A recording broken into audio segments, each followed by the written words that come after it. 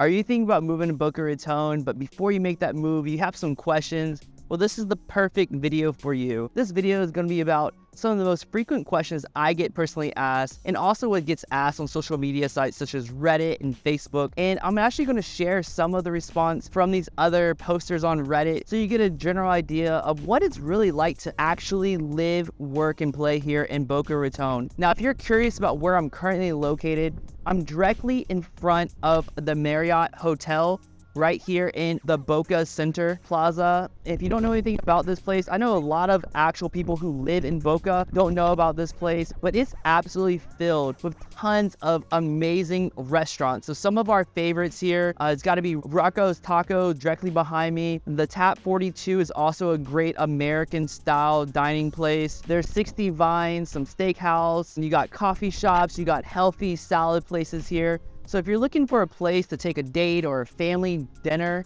this is an absolutely amazing place to stop down. You have great options here, and you got some shopping that I'm actually going to put in the B-roll of this video. And if you need a great place to stay here in Boca Raton while you're visiting, the place directly behind me is obviously a great option because you're actually right next to all these great restaurants. But not only that, you're directly across the street from the Boca Town Center Mall. Now, this place is walkable from a few neighborhoods in the area. One neighborhood is the Fairfield townhomes that are directly the next stoplight over, and Paradise Palms is 2 stoplights down. So if you have a group of friends and you're looking at a place where you can easily walk from your house to grab a drink with your friends and walk back home safely, those are some neighborhoods that definitely are great options for you. Now, getting back to the video, the number one question that I get asked very frequently, Boca Raton has to be one of the most pet-friendly places here in South Florida. It's not very uncommon to see a lot of people pushing around their furry little friends in strollers, and you might think it's a baby, but it's actually just furry dog getting pushed around by usually some nice lady. And a lot of the restaurants here will provide water for the animals outdoors with little water bowls, and there's definitely a lot of family and dog-friendly parks out here in Boca Raton as well. Now, talking about pets, I just want to bring awareness to Daisy. So Daisy is a cat that's looking for a family to adopt her and rescue her from this organization. So talking about pets, I want to bring up Daisy. Daisy is a cat that's looking to be rescued and find a new family. So I want to put a picture of Daisy right here. And also there will be a link down below to the website they can go to. If you know anybody who's looking to adopt a cat or a furry little friend, please reach out to the organization below and try to find Daisy a home. We'll love to have her find a new family. I just want to bring up for a good cause of this video. Now, moving on, is there any good dog parks in Boca Raton? There's definitely quite a few dog parks. One of the better ones that is included with your yearly beach pass is the Meisner Bark Park. So you'll go out there and it's a nice little play area for your furry friends. You'll definitely see a lot of people who love their animals as well. And also around Boca Raton, there's a lot of dog grooming places, a lot of places that are geared towards taking care of more of an upscale environment for your furry friends as well. So there's not a lack of options if you're looking for a nice dog groomer or salon for your dog as well. Now, there has been some conflicting information, and I'm still confused myself. Even living here, a lot of places will have signs that say no dogs allowed or pets allowed in there,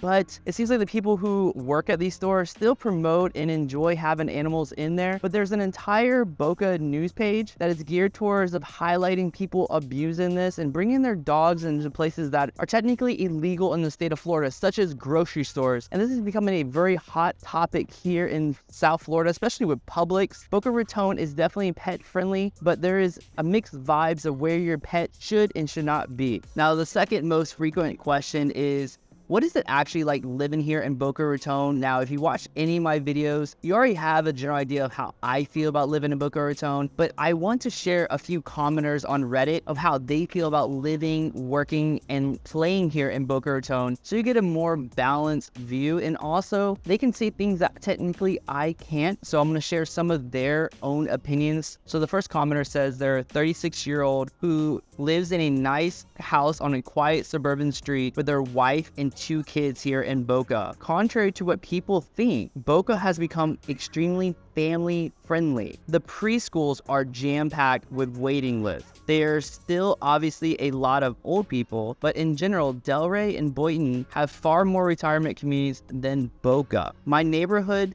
not gated, around 2,000 square foot homes, are very down-to-earth, upper middle class type. But my kids go to private school, and all their parents there are super haughty-taughty, the type of people where the man's making $500,000 while the wife does tennis lessons and get her nails done while the nanny picks up the kids at school. Otherwise, it's pretty typical suburban living. So what you see from this commenter is that they enjoy living here. Boca has become more and more family friendly in their eyes, but some of the downsides is that you get a very stereotypical environment where sometimes, not everybody, but sometimes, especially with these private schools, there will be a very wealthy, high-earning person with a wife who enjoys her life and luxuries here in Boca. If you are into luxury things, Boca is definitely a great place for that because there's tons and tons of luxury salons, sports activities for you. But again, this person doesn't see it as a negative. Another commenter, I'm 30, and I personally love it here. I might be the minority for my age group, but I definitely prefer a quieter, more relaxing lifestyle, LOL. We're 5 minutes from the beach where we frequently go, and the same distance from a more lively area, quote unquote, downtown Delray Beach. Now, that's a great point there, when we feel like going out. It's true what the other commenters have said about plastic surgery. There's a lot of older women here who look horrific, and a tons of New Yorkers. Genuinely think there are more New Yorkers living here than Floridians. All in all, very clean, very safe, very expensive. If you can afford it and don't mind being surrounded by retirees, it's a good place to live. Now, what you can see here, again, you do have, what you see here, somebody who values a little bit more of a quiet lifestyle would generally prefer Boca than places like Fort Lauderdale and Miami. Now, heading back to before, there are a lot of plastic surgeons who have offices here who cater towards a certain demographic. If this is strange, awkward for you, you may not prefer it. But for me, like, I don't do plastic surgery and it doesn't bug me because I don't focus on this on my everyday life. So it's not that big of a deal for me. But as you can see, the person here actually enjoys living here because it's, again, very safe, very clean, but they also highlight it's very expensive. If you can afford it, they would recommend living here as well. Now, number 3, what's the craziest thing that's happened in Boca Raton recently? And this is a question I personally got here about a week ago from somebody who reached out to me. And for me, it was what happened at the Boca Town Center Mall. So if you didn't know, it wasn't really on the news, but they had to shut down the town center for a little bit. There was an incident where they thought there was an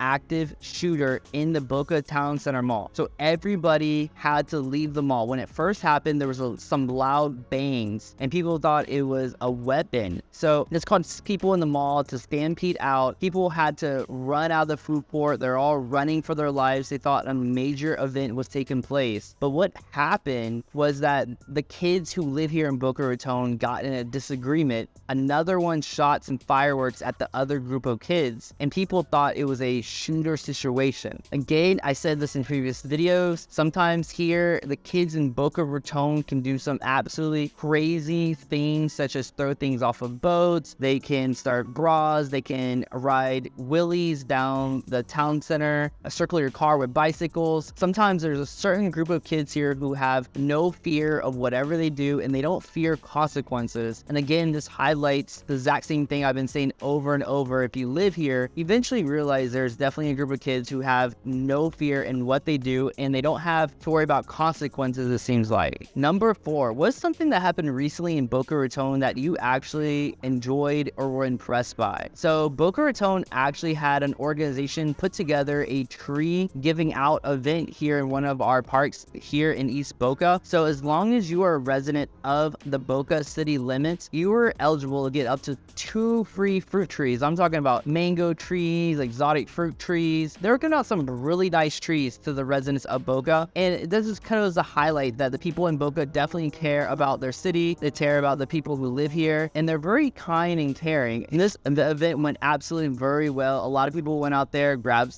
free fruit trees. The kids had a lot of fun out there as well. So again, that was a highlight of my week here in July in Boca Raton. Number 5, for a family who's traveling overseas to Boca Raton or South Florida in general for the very first time, what do I recommend they do to get a better idea of what it's like here or see things in Boca for the first time? So number 5 would be, what would I recommend for a family who's never came over here to Florida from overseas, what to do and see to get a good idea of what Florida has to offer, wildlife, and to have a fun family time with her, and to also have a very fun time with their family. One of the first things I recommend was definitely go check out the Everglades. Go rent out an airboat cruise where you go on top of the Everglades. You get to see all these alligators, wild animals out there in their natural habitat. If you look anywhere else in the globe, there's no other place like our Florida Everglades here. Number 2 thing that was recommended was Gumbo Limbo. So out there, they have a new observatory deck where you can go up top and see the intercoastal waters, get some great views of the sunrise and sunset out there as well. They do have special events where you can go kayaking around the intercoastal area, but also one of the highlights is that they have an event at night where you actually go see sea turtles lay eggs. It's a great educational opportunity for kids to go out there to see what the wildlife is actually like and see sea turtles up front in person here in our Boca Raton beach. If you like piers that go out into the ocean, Deerfield Beach has a very nice pier for people to go visit, go out there and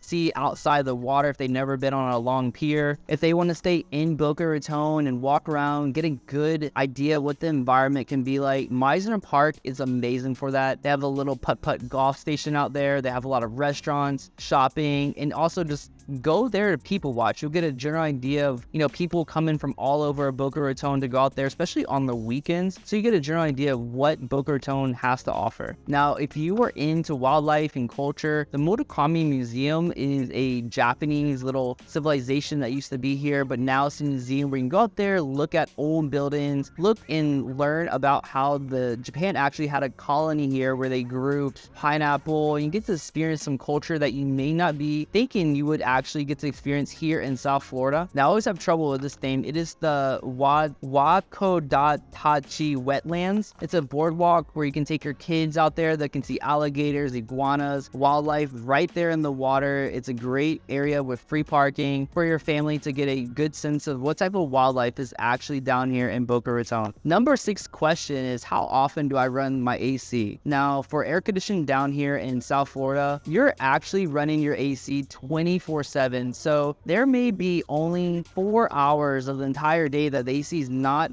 on. It's just because it's always hot and humid down here in South Florida. So Central Florida, North Florida, it gets colder at night. Even Georgia gets cooler at night. The thing about moving here to South Florida is that even at night, it's not uncommon for it to be 85 plus degrees with humidity, and you would be absolutely miserable if your AC wasn't running. Without AC, nobody will probably live down here in the current way they're living right now. And if you're wondering about how much I pay for electricity to cool my home 24/7 and also charge a Tesla car, you're looking at about $400 to $500 a month for about a 1,900 square foot house if it's built in around the 60s and 70s. Number 7, are there any dense areas here in Boca Raton? And I get this a lot from people who move in from cities, and the answer is no. Boca Raton doesn't have any type of density that you would experience in New Jersey or New York or any other major cities. The only place that can be semi-walkable is going to be the place around Meisner Park, and that's going to be the absolutely most dense area here in Boca. Boca Raton doesn't have any type of density. If you're thinking about coming from a city and you're looking for another city style environment,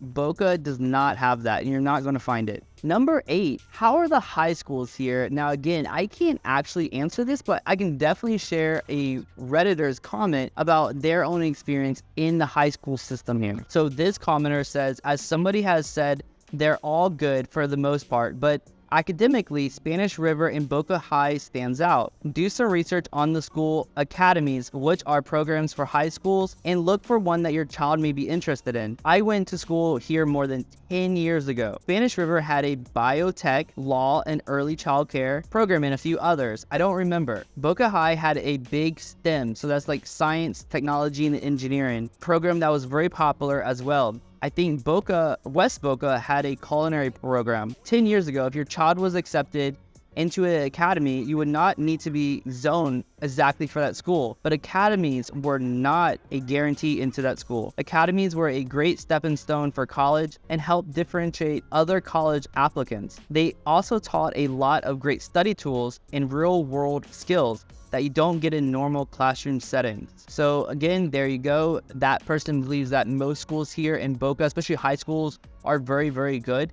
But they do have separate programs that you got to look into if you have this particular needs for your kids. Each school is going to be slightly different. Number 9 is going to be, when you go out, do you go to Delray or Fort Lauderdale? Now I want to share another Redditor's comment because I technically don't really go out that much, but it seems like this person does, and they do highlight a few great places, so I want to share this. Delray Atlantic Avenue specifically offers a tons of options for drinks, dining, music, axe throwing, shopping, etc. I find Fort Lauderdale requires too much driving from place to place if you want to make an evening out, and has different activities, etc. They highlight the Dune restaurant and the Opal Grand Hotel is very good, along with most restaurants on the Ave. Rocco's Tacos, that's what we have here at the Boca Center, is great. The Office, Vic's, Angelo's, City Oyster, and a few other great places depending on your preference. Atlantic Avenue has all these bars walking distance from one another. They recommend Bounce for the nightclub, Social for the outdoor bar, and with DJ and games, they have something called cornhole, beer pong, darts, ping pong, etc. Tin Roof, a bar with live pop rock section and hip hop section as well. There's a bunch of other chilled restaurants as well to mention, most partyish ones. So if you're looking a place to go, I know a lot of people around here, they tend to go Delray more than Fort Lauderdale. And when I'm thinking more about food, family outings that are a little bit more spicy than what you'll get here in Boca, I also think about Delray more than Fort Lauderdale. Now, number 10 most frequently asked questions would be about what exactly is this area around Interstate 10 in Glades. And number 10 most frequently asked question is, what exactly is this area here? I want to put a picture of it. It's right off of the interstate area and the FAU medical school program. And what I get is that when you ask tons of locals here who live here for years, you get all these conspiracy theories, rumors, and you get a lot of strange things. So this question was asked from somebody on Reddit who they recently moved down here to Boca, and they live around that dirt area where it's just mainly woods and dirt. And they said at night, what you hear is just tons of ATVs, dirt bikes running through there.